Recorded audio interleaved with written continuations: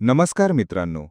तर आज आहे 31 जुलै 2025 आणि आज तो दिवस उजाडलाय ज्याची तुम्ही सगळेजण आतुरतेने वाट बघत होता.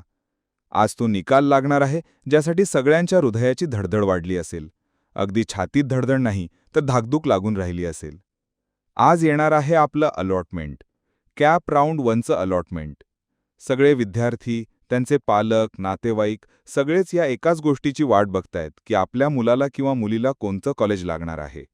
तुम्ही ऑलरेडी ऑप्शन फॉर्म भरलाय, सगळी प्रक्रिया पूर्ण झाली आहे. आता प्रतीक्षा आहे फक्त अलॉटमेंटची. आज 31 जुलै आहे आणि सीईटी सेलच्या माहितीनुसार आज अलॉटमेंट येणार आहे. पण सीईटी सेलने हे नाही सांगितलं की नक्की किती वाजता येणार आहे.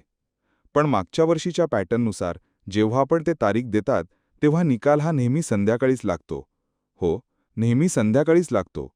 पण नक्की कधी येतो हे रहस्य आपण थोड्या वेळाने उलगडणार आहोत. त्याआधी एक महत्त्वाची गोष्ट. जेव्हा निकाल लागतो तेव्हा हजारो विद्यार्थी एकाच वेळी वेबसाईटवर जातात आणि आपला निकाल चेक करायचा प्रयत्न करतात. आणि मग व्हायचं तेच होतं, सर्व्हर डाऊन.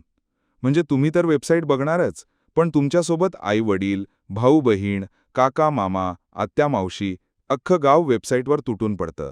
आणि मग सर्व्हरचा पार बोजावारा उडतो. हे दरवर्षी होतं. त्यामुळे तुम्हाला थोडं शांत राहायचं आहे. सबुरीने घ्या, फळ नक्कीच गोड मिळेल.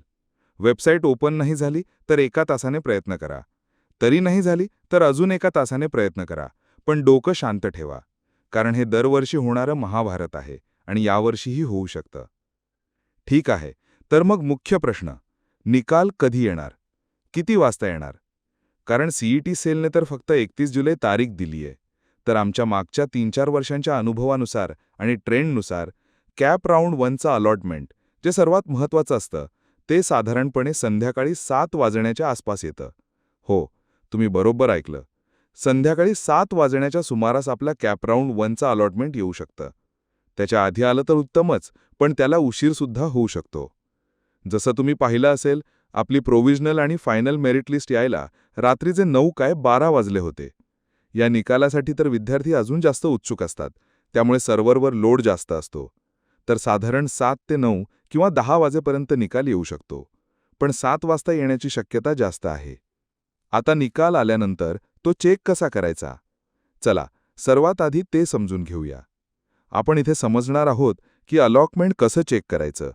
कॅप राऊंड 1चं जे अलॉटमेंट येईल ते कसं पाहायचं. तर बघा, ही या वर्षीची म्हणजे 2025-26ची वेबसाईट आहे. इथे तुम्हाला डाव्या बाजूला इम्पॉर्टंट लिंक्स नावाचा एक सेक्शन दिसेल. निकाल लागल्यावर याच सेक्शनमध्ये तुम्हाला एक नवीन लिंक दिसेल. ती लिंक असेल check provisional allotment status CAP round 1. आता प्रोव्हिजनल शब्द बघून घाबरू नका, हे तुमचं फायनल अलॉटमेंटच असतं. त्या लिंकवर क्लिक केल्यावर काय करायचं हे समजून घेण्यासाठी आपण मागच्या वर्षीच्या म्हणजे 2024-25च्या पोर्टलवर जाऊन बघूया, जे अजूनही चालू आहे.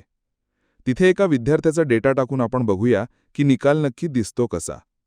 तर हे बघा, हे मागच्या वर्षीचं पोर्टल आहे. इथे इम्पॉर्टंट लिंक्समध्ये check provisional allotment status CAP round 1 ही लिंक आहे. यावर आपण क्लिक करूया. क्लिक केल्यावर सगळ्यात आधी तुम्हाला विचारलं जाईल तुमचं ॲप्लिकेशन आयडी. या वर्षीच्या वेबसाईटवर पण असंच विचारलं जाईल. इथे तुम्हाला तुमचा ॲप्लिकेशन आयडी टाकायचा आहे. तुमच्या ॲप्लिकेशन आयडीची सुरुवात EN25 ने झाली असेल. मागच्या वर्षीचा असल्यामुळे आम्ही इथे EN24 वापरत आहोत. त्यानंतर तुम्हाला तुमची जन्मतारीख टाकायची आहे. आधी वर्ष निवडा, मग महिना आणि मग तारीख. आता आपण या विद्यार्थ्याची माहिती इथे भरूया. ही माहिती भरून सबमिट केल्यावर थोडा वेळ लागू शकतो, कारण सर्व्हरवर लोड असतो. त्यामुळे घाबरून जाऊ नका, थोडं थांबायचं.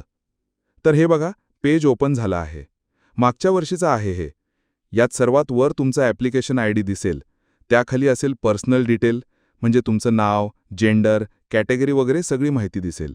आणि त्याच्याखाली असेल सर्वात महत्त्वाचा भाग, म्हणजे प्रोव्हिजनल अलॉटमेंट डिटेल्स.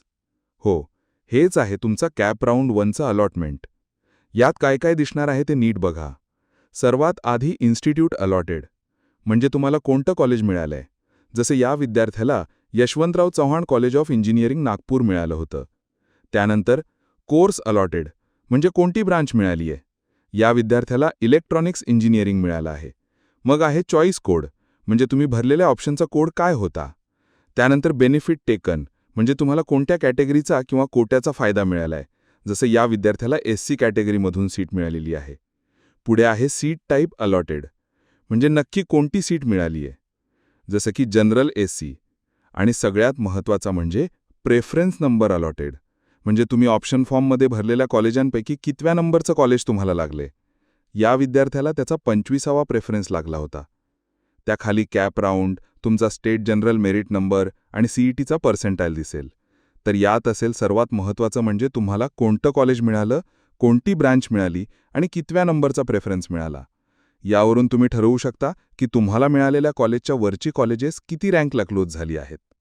आणि मित्रांनो, ही तर फक्त सुरुवात आहे. ॲडमिशनची खरी लढाई तर आता सुरू होणार आहे. तुमच्यासाठी एक खुशखबर आहे. आम्ही टेस्टवायझर इंजिनिअरिंग नावाचं एक नवीन YouTube चॅनेल सुरू केलं आहे. हे चॅनेल खास इंजिनिअरिंगच्या विद्यार्थ्यांसाठी आहे. तुमच्या युनिव्हर्सिटीच्या म्हणजे SPPU, मुंबई युनिव्हर्सिटी, RTMNU इत्यादींच्या लेटेस्ट सिलेबसवर आधारित मॅथ्स, कोडिंग आणि इतर महत्त्वाच्या विषयांचे व्हिडिओ तुम्हाला इथे मिळतील. लिंक डिस्क्रिप्शनमध्ये आहे. चॅनलला नक्की सबस्क्राईब करा. लवकरच नवीन व्हिडिओ अपलोड होतील. आता या अलॉटमेंटनंतर काय करायचं, बेटरमेंटसाठी कसं जायचं. जर तुम्हाला बेटरमेंटवर एक सविस्तर व्हिडिओ हवा असेल तर खाली कमेंटमध्ये डिटेल्ड व्हिडिओ ऑन बेटरमेंट असं नक्की लिहा. तुमचं जेवढे जास्त कमेंट्स येतील तेवढ्या लवकर आम्ही तो व्हिडिओ बनवू. चला तर मग भेटूया पुढच्या व्हिडिओमध्ये. सगळ्यांना all the best. www.testvisor.com is a digital learning platform for students to prepare for board and competitive exams, offering chapter-wise tests and full-length mock tests, study material like video, PDF notes, DPPs, MCQs, theory, and most important Maharashtra Engineering Admission Counseling across multiple domains.